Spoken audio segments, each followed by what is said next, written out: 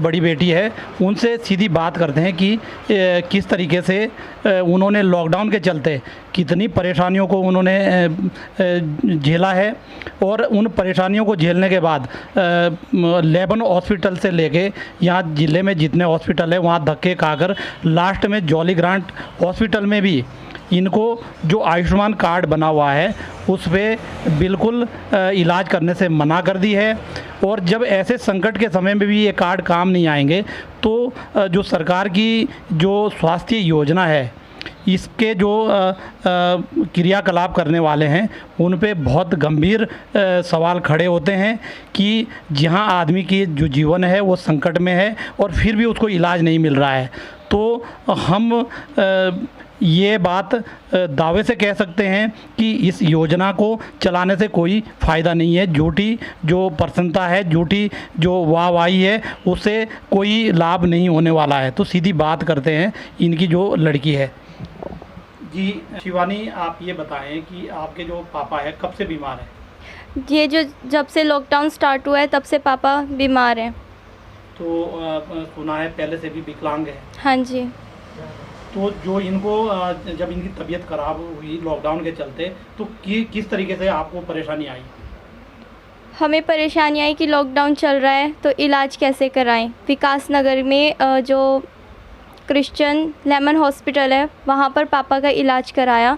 वहाँ पर उन्होंने 10 दिन तक एडमिट रखा पापा को। उसके बाद से उन्होंने मना कर दिया कि हमारे हाथ से बाहर है, आप इनको हिमालयन हॉस्पिटल में लेके जाओ। तब उन्होंने वहाँ का कार्ड दिया बनाकर, रेफ़र कार्ड। तब वहाँ पर लेकर गए पापा को। वहाँ पर भी पापा 12 दिन तक एडमिट रहे। आप जब हॉस्पिटल, ये जो विकास नगर का लेबन हॉस्पिटल है, वहाँ पे जो इलाज हुआ इनका, वो कितने पैसे का खर्च आया वहाँ पे? वहाँ पे लगभग 30-35 हज़ार रुपये का खर्चा आ चुका था। तो वहाँ पे जो कार्ड बना हुआ है आयुष्मान कार्ड, वो चला या नहीं चला? नहीं चला। क्या बोला उन लोगों ने? उन्होंने बोला कि ये कार्ड यहाँ पर नहीं चलेगा। और फिर उसके बाद जो ये लोग हैं, ये जो यहाँ का उत्तराखंड का एक मानव हॉस्पिटल है जॉली ग्रांट, वहाँ पर अपने पापा को लेके ये लोग गए और पड़ोसियों की मदद से ये इनको लॉकडाउन में जहाँ गाड़ियाँ आने जाने में बहुत दिक्कतें थी उस कंडीशन में वहाँ पहुँचाया। तो आप बताएं कि वहाँ पहुँचने के बाद वो वहाँ किस तरह की आपको परेशानी आई? वहाँ पर भी बहुत परेशानी आई। डॉक्टर्स इलाज नहीं कर रहे थे अच्छी तरह से। मतलब पापा की ड्रेसिंग वगैरह भी नहीं कर रहे थे, वो भी मम्मी कर रही थी। और जब मतलब उन्होंने बोला टेस्ट वगैरह किए उन्होंने, फिर उन्होंने लास्ट में आकर ये बोल दिया कि हमारे हाथ से बाहर है, आप इनको चंडीगढ़ पीजीआई या फिर दिल्ली में ले जा लो। अच्छा, तो वहाँ और जो आपके पास ये स्वास्थ्य कार्ड बना हुआ था आयुष्मान भारत का, वहाँ पर भी ये नहीं चला। उन्होंने बोला कि हमें कैश दो, ये कार्ड यहाँ पर नहीं चलेगा। तो फिर क्या सोचा आपने, अब किस तरीके से इनका इलाज करेंगे? अभी चंडीगढ़ पीजीआई में एक डॉक्टर से बात हुई है। तब उन्होंने पापा की रिपोर्ट्स और जो वो ज़ख्म हो रखा है उसकी फ़ोटोज़ मांगी थी, तब उनको वो दे दी थी। तब उन्होंने एक टेस्ट के लिए बोला है, पेट सीटी टेस्ट, जो कि यहाँ पर लगभग 40 या 45 हज़ार के अंडर हो रहा है। पर फिर मैंने उन डॉक्टर से फिर दोबारा से डिस्कस की। तब उन्होंने बताया कि मोहाली में एसटी डायग्नोस्टिक है कोई संस्था, वो 12,000 रुपये में करा रहे हैं। हमारे पास तो कुछ है भी नहीं जिससे हम ये पैसे ला सकें। जो पैसे गांव वालों ने हमें दिए थे पापा के इलाज में, वो सारे पैसे जॉली ग्रांट हिमालयन हॉस्पिटल में खर्च हो चुके हैं। जो परिवार है वो कितने लोगों का परिवार है? मेरे परिवार में कुल 7 सदस्य हैं, जिसमें से पापा ही कमाते हैं, वो भी हाथ से सिलाई करके। अपनी रोजी रोटी सिलाई करके ही करता था, घर का गुजारा जैसे भी होता था मेरा, इसी से निर्भर था। जब अब मैं 4 महीने से बिल्कुल ऐसा हो चुका हूँ कि कुछ भी करने योग्य नहीं हूँ। उन्होंने 11 दिन तक हमारे टेस्ट वेस्ट सारे तैयार कर लिए।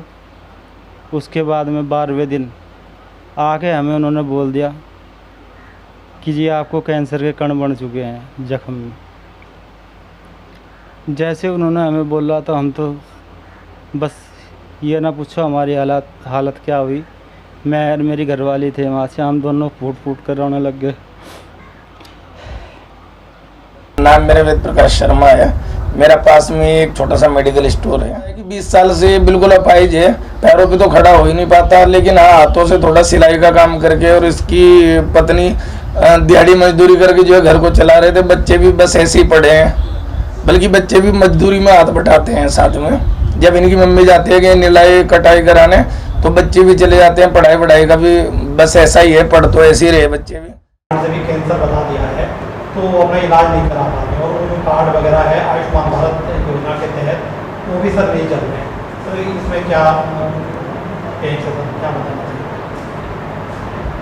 आपके द्वारा संज्ञान में लाया जा रहा है। इसमें जो भी हर संभव मदद व्यक्ति की होगी वो हम अपनी तरफ से कराएंगे, और जो भी अगर उन्हें कोई राहत कोष से अगर कुछ मदद सहायता की ज़रूरत होगी तो उसके लिए भी हम रिकमेंड करेंगे। सर जैसे इतनी बड़ी योजना है सर, इसमें बड़ी गंभीर बीमारियां हैं, कैंसर जैसे मरीज है, तो सर क्या ये कवर नहीं है उसमें? इसमें हॉस्पिटल से जो हमारे यहाँ पर 1-2 प्राइवेट हॉस्पिटल्स हैं उनसे जानकारी लेके उसमें अगर कवर, इसमें ये बीमारी कवर होगी तो ज़रूर उनका आयुष्मान भारत योजना के अंदर इलाज होगा।